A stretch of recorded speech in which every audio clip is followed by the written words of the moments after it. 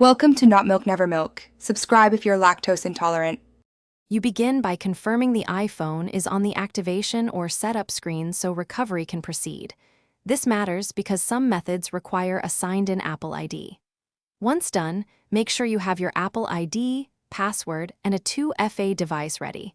Without them, you may be blocked. Next, connect to stable Wi-Fi and plug into power. And if you plan local recovery, use a Mac or PC with current iTunes or Finder, so you can restore from backups or run recovery software.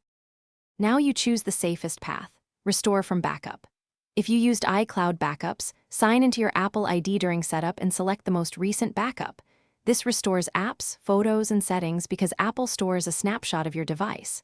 If you have a local backup on a Mac or PC, connect the iPhone, open Finder or iTunes, and pick Restore Backup.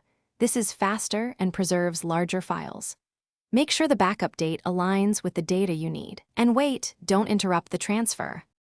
Finish by addressing edge cases and troubleshooting.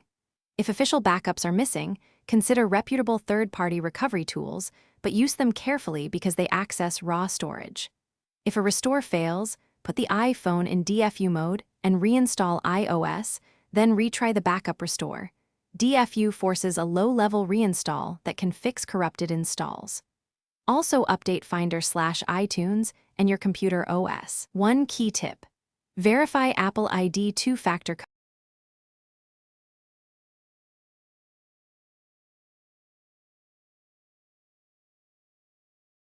Thanks for watching. If this was helpful, leave a like and consider subscribing. See you next time.